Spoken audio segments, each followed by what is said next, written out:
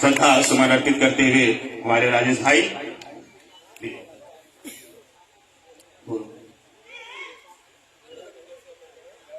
आज सबसे पहले देश की महान ग्रंथ को लिखने वाले महान इतिहासकार, महान परायण, सिंबल ऑफ नॉलेज, महिलाओं को सम्मान देने वाले, गूंगों को जबान देने वाले, बहरों को काम देने वाले, मजदूरों को मजदूरी देने वाले, बेसहारा को सहारा देने वाले महान सपूत बाबा साहेब डॉक्टर बी.आर. अम्बेडकर के चरणों में कोट कोट नमन बंदन अभिनंदन करता हूँ। साथ ही दूर दराज से आए या ग्राम पंचायत के हमारे शुभ चिंतक, बड़े बुजुर्गों, चाचा चाची, भाई बहन एवं हमारे नगर पंचायत के होनहार प्रत्याशी आदरणीय बड़े भाई परवेज जी, इस बीच में बैठे हुए चौहान समाज के नेता, बहुजन समाज पार्टी के नेता आदरणीय रामाशंकर चौहान जी, आदरणीय पूर्व प्रधान मुंशी कुरैशी जी, कांग्रेस पार्टी के वरिष्ठ और विधानसभा के प्रभारी और प्रभावी, आने वाले समय में हम लोगों के विधायक भी हो सकते हैं आदरणीय सिकंदर प्रसाद बड़े भैया जी और आदरणीय लल्लन भैया जी, ये अस्कचिरिया कोटी जी हमको इशारा कर रहे हैं जल्दी जल्दी हो, अगर आप लोग बोले तो कुछ बोलूं, नहीं तो कार्यक्रम अपना बंद कर दूं। जैसे बता रहे तो हम सोचे कि भाई बात भी सही है, क्योंकि अस्कचिरिया कोटी साहब बड़ा सोच समझ के बोलते हैं, तो इसी बहाने मैं इनका भी नाम ले लूं, क्योंकि इनके नाम में भी थोड़ा सा समय लगेगा, तो नहीं नाम लूंगा तो दिक्कत होगी ना, सम्मान तो देना है ना इनको भी। अगर छोड़ दूंगा इनका नमवा कि हमको जल्दी बोलना है तो इनको भी थोड़ा सा दर्द होगा। इसलिए हमारे इलाके के पहचान को बढ़ाने वाले चिरैया कोट शब्द का नाम जो है चर्चा में लाने वाले हमारे छोटे भाई आदरणीय अधिवक्ता, कानून के जानकार आदरणीय चिरैया कोटी साहब शायर वर्तमान में संचालन कर रहे हैं। देखा आई हमारे भैया आगे ये सही कर रहे हैं, बाबा साहब के बारे में बोलिए, ये भी सही कर, एकदम सही कर रहे हैं। देखिए अभी 3-4 बार और बोलने लगा, अभी तो 3 बार बोल रहा, 3-4 बार और बोल लगा, तो प्लीज भैया मैंने सम्मान कर जा रहा, क्यों बोला तो बोले तो बजा तो निवेदन पर का भाई नवा मार, तो मैंने सब कुछ बताया, अभी कुछ बताना है, तो मैं आप सभी लोगों के बीच में बाबा साहब डॉक्टर बी.आर. अम्बेडकर के संदर्भ में 2 बात बोलूंगा। 2 बात में जो समय थोड़ा सा बढ़ जाए तो थोड़ा बर्दाश्त कर लीजिएगा, कहीं नुकसान नहीं होगा। अस्कचिरिया कोटी साहब का हो सकता है थोड़ा बहुत नुकसान हो, लेकिन मैं निवेदन करूंगा कि हमसे आप छोटे भाई हैं, थोड़ा सा अगर समय ले लेता हूं तो बर्दाश्त कर लीजिएगा, कोई दिक्कत नहीं। मैं बता दूं बाबा साहब डॉक्टर बी.आर. अम्बेडकर के बारे में आज जानने की बात है। हमको आपको सबको जानना चाहिए कि बाबा साहब डॉक्टर बी.आर. अम्बेडकर को 150 देशों में, मूल तो 118 में, लेकिन इंक्रीजमेंट हुआ है तो 50 हो गया, 150 देशों में बाबा साहब डॉक्टर बी.आर. अम्बेडकर की जयंती मनाई मनाई जा रही है पूरे 150 देशों में। और मैं एक बात और बता दूं कि बाबा साहेब डॉक्टर बी.आर. अम्बेडकर की जयंती भारत में 1 अरब 25 करोड़ जनता है आज के डेट में। जब बाबा साहेब डॉक्टर बी.आर. अम्बेडकर का समय काल चल रहा था 33 करोड़ थे उस समय जनता। तो 33 करोड़ के समय काल में कोई ऐसा विद्वान पैदा नहीं हुआ जो बाबा साहेब के बराबरी में नॉलेज ले सके, ज्ञान ले सके।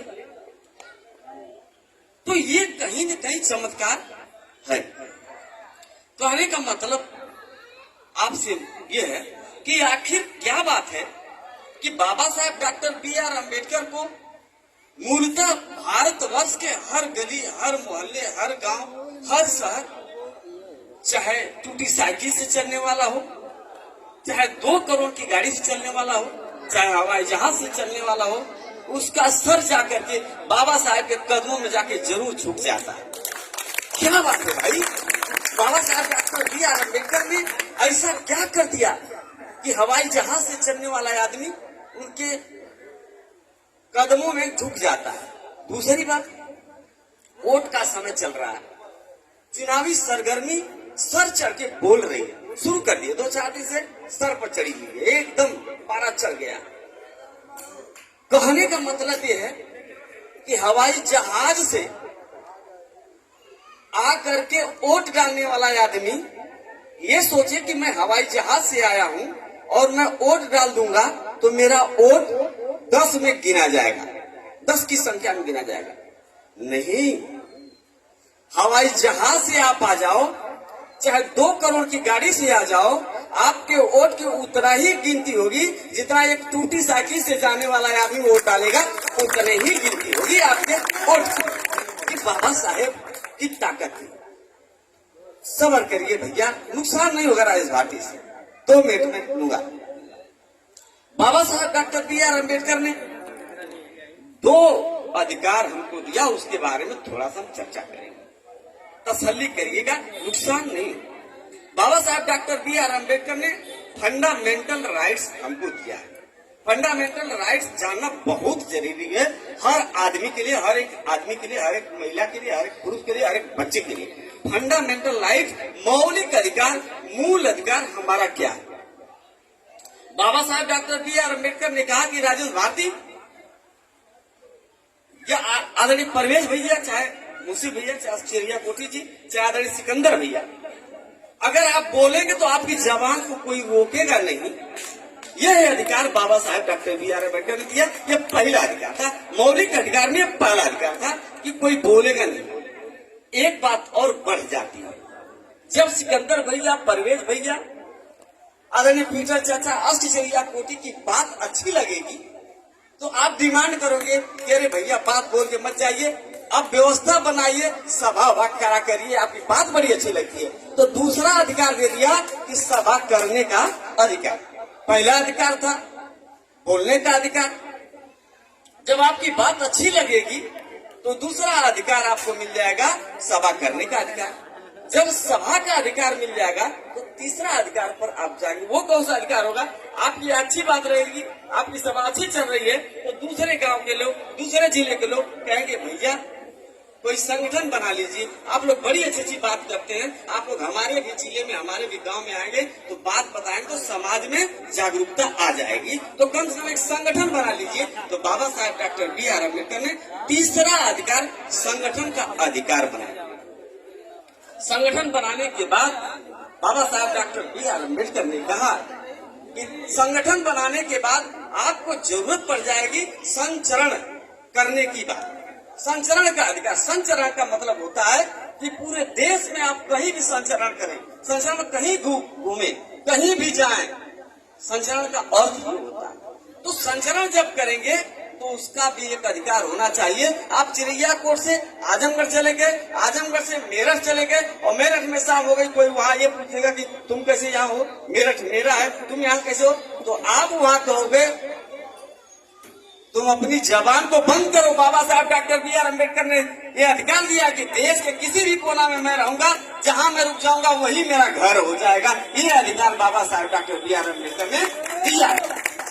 बाबा साहब डॉक्टर बी आर अम्बेडकर ने रहने का स्थान दिया कि जहां आप जाओगे शाम हो जाएगी, वहां पे आपको रहने का अधिकार। जब आप रह लोगे तो आपको अच्छा लगेगा कि मेरठ तो यार बड़ा अच्छा लगता है, या रहने लायक जगह है, तो आप मन बनाओगे कि हमको जमीन ले लेना चाहिए। बाबा साहब डॉक्टर बी आर अम्बेडकर ने 6वां अधिकार दिया कि आप निवास करने के लिए जमीन ले सकते हो। संपत्ति बनाने का अधिकार 6वां बाबा साहब डॉक्टर बी आर अम्बेडकर ने सबको दे दिया। और वह संपत्ति को किसी भी व्यक्ति कितना भी प्रभावी क्यों न हो, आपको बेदखल आपके जमीन और प्रॉपर्टी से नहीं कर सकता। वह उसी स्थिति में होगी जमीन की बेदखली जब भारतीय एकता अखंडता में यदि आपकी जमीन या आपका मकान रोड़ा बनता है, जैसे हाईवे बन रहा है और कई किलोमीटर से सड़कें बनती आ गई और बीच में आपका आलीशान मकान है, तो आप ये सरकार को नहीं रोक पाएंगे। मेरा मांगा मकान है, मेरी मांगी बिल्डिंग है, मैं नहीं तोड़ूंगा। वह आपकी जमीन को सरकार को अधिग्रहण करने का नियम है, अधिग्रहण करके आपके जमीन का जो मुआवजा होगा वो जमीन का मुआवजा देकर के आपकी जमीन आपसे ले लेगी, सरकार को नहीं रोक पाएंगे। ये बाबा साहब डॉक्टर बी आर, ये सारे जो जितने भी मैंने बताया, यह अधिकार समता, स्वतंत्रता, बंधुत्व को परिभाषित करते हैं। यह मौलिक अधिकार में। जय हिंद, जय भारत। इसमें कोई दो राय नहीं कि हमारे राजेश भाई बहुत अच्छे वक्ता हैं।